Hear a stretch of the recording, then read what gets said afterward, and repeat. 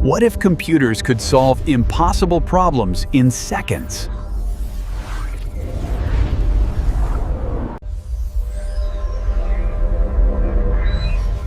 Quantum computers work differently from classical computers.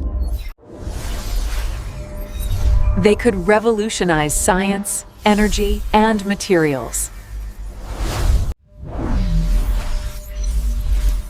Quantum computing can optimize logistics and networks efficiently. They could change the future of cybersecurity forever.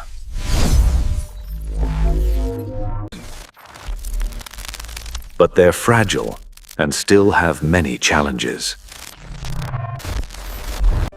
Their impact will be gradual, quietly reshaping the world. Discover many more unknown facts in our full podcast. Listen now on MindQ Flow.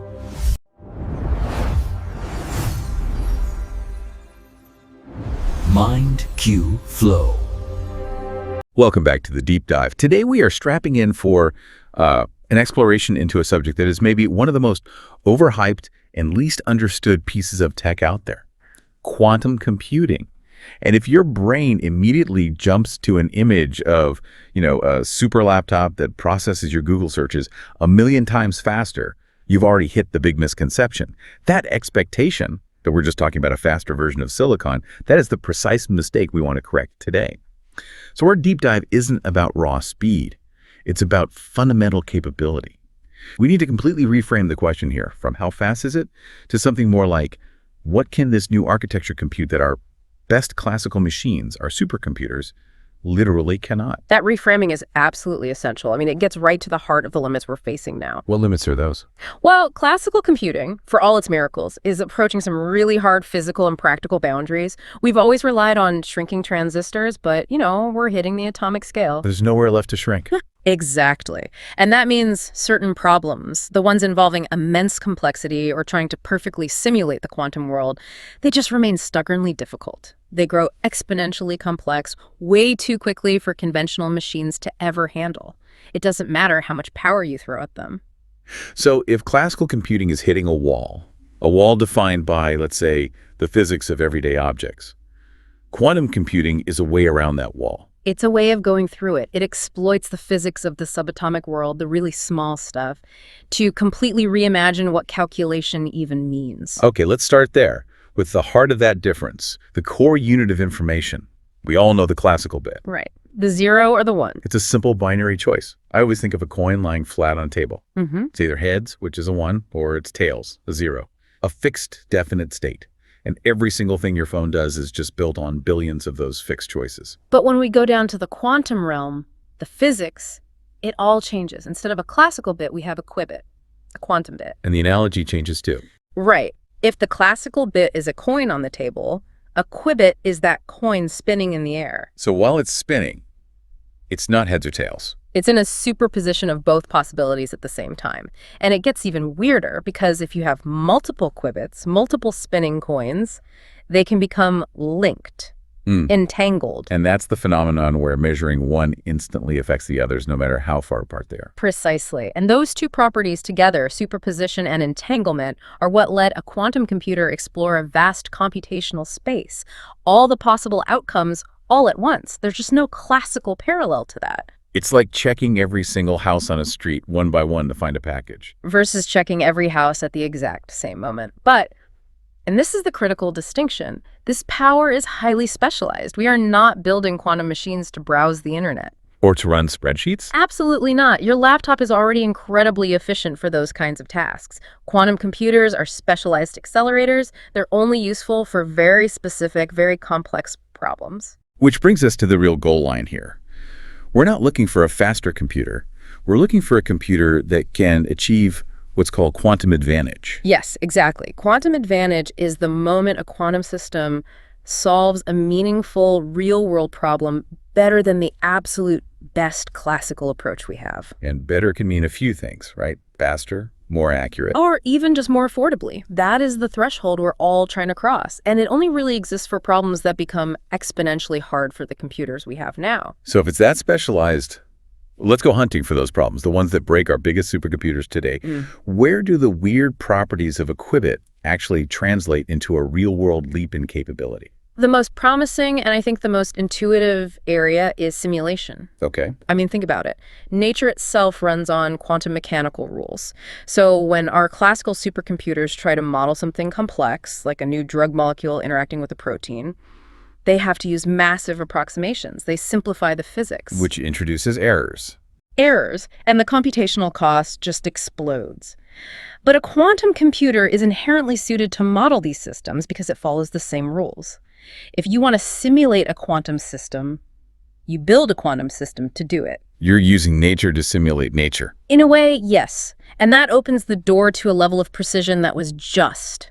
It was completely unreachable. Imagine modeling a new catalyst for creating fertilizer that could cut the global energy use for that one process in half. That's the scale we're talking about. That's a breathtaking scale. And simulation must connect pretty directly to the second big area, which is optimization. It does. These problems are everywhere, right? Trying to find the one best solution from just an astronomical number of possibilities. Right, like the classic traveling salesman problem, but on a global scale. So sure, like optimizing a global shipping network. You've got fuel costs, weather, port congestion, all changing constantly. Even a tiny improvement in efficiency for the global supply chain could be huge. Billions of dollars. But our current computers have to use heuristics. They're essentially making educated guesses at the best answer. They can't prove it. Quantum algorithms, in theory, offer new ways to explore that entire solution space more efficiently. So even a 1% improvement there could have a massive economic or, environmental impact. A huge impact. And then, of course, we have to talk about cryptography. The one that always grabs the headlines. Security. It does, because the threat seems so dramatic. The reality is that some of our current encryption, like RSA, works because it's incredibly hard for a classical computer to factor huge numbers. It would take billions of years. But not for a quantum computer, in theory. The theory says a large, fault-tolerant quantum computer could solve that specific math problem much faster. But it is so important that you frame this as a transition, not an apocalypse. Okay, so the world's secrets aren't suddenly vulnerable tomorrow. No, not at all. Governments and industry are already moving. New quantum-resistant encryption methods, we call it post-quantum cryptography, or PQC, are already being developed and standardized right now. We're already solving the problem. Okay, that starts to shift our focus. We're moving from the lab to the wider world. We aren't talking about consumer gadgets. We're talking about civilization-level systems. So which systems will actually work differently because of this? The change will be systemic, and for most people, probably invisible. Let's start with medicine and chemistry. Drug discovery today is incredibly expensive and slow. And has a very high failure rate. A very high failure rate, because modeling how a drug will actually interact with the human body at a molecular level is a huge bottleneck. Accurate quantum simulations could let us predict how a molecule behaves, how stable it is, how it binds to a protein, with incredible accuracy before anyone even makes it in a lab. So you move from trial and error to digital design. Exactly. It could slash R&D time and cost, and let us design treatments that are tailored at the molecular level. And I'm guessing that same capability crosses right over into material science. Absolutely. We're talking about designing matter itself, from the ground up. Imagine being able to design a new compound on a computer that has the exact properties you want. Like what? Stronger, lighter alloys for airplanes, radically more efficient batteries, superconductors that work at room temperature. If you care about renewable energy or EVs, these kinds of material breakthroughs designed with quantum computers are completely foundational. And then linking it all back to optimization, let's talk logistics and finance. Right, those tiny percentage gains we mentioned. When you apply them to global shipping or financial risk modeling, the impact is enormous. It means more resilient supply chains, less waste, and financial markets that can model complex risks much more accurately. What I'm hearing is that the revolution is subtle. It's very subtle. The shift to a new battery material or a quantum-resistant security protocol happens behind the scenes.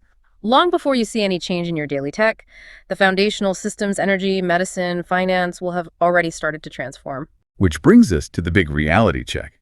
If the potential is this vast, why aren't we seeing these breakthroughs every single day? Right. Why isn't this tech in every lab?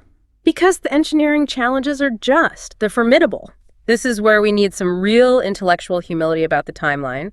The core issue is qubit fragility. They're too sensitive. Extremely sensitive. A tiny change in temperature, a stray magnetic field, any tiny disturbance introduces errors and collapses the delicate quantum state. Just keeping the qubits stable long enough to do a calculation is the central engineering hurdle we face right now. Wait, so if they're that fragile, how do you even trust the answer? How do you know it hasn't just collapsed into noise? That's where we need something called quantum error correction.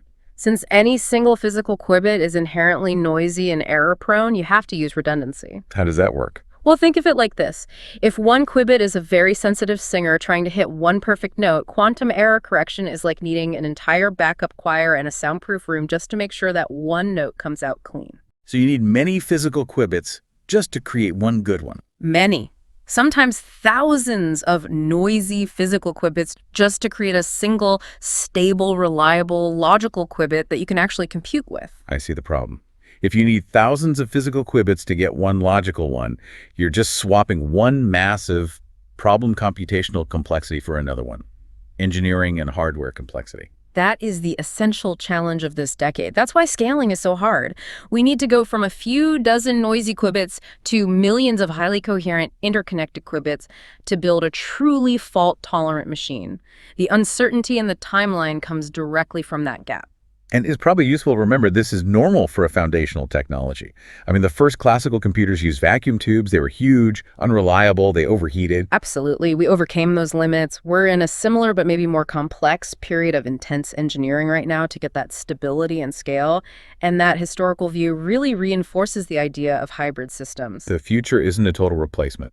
Not at all. It will be classical supercomputers doing most of the work, with quantum processors acting as specialized accelerators, like a coprocessor that gets called upon only for the very specific problems where it offers that true advantage. They'll work together. So we circle right back to our main point. The biggest misunderstanding is expecting that one single dramatic moment of transformation, the quantum iPhone moment. That moment isn't coming. Progress will be incremental. It'll show up first in research labs, in pharma, in material science, far away from the consumer market. Which is why the better metaphor isn't a product launch. No, it's more like electrification. That didn't happen with one big device. It was a slow, systemic embedding of a new capability into every industry, changing everything over decades. So the true revolution isn't about speed, which is how we always judge classical computers. It's about fundamentally expanding the boundary of what can be calculated.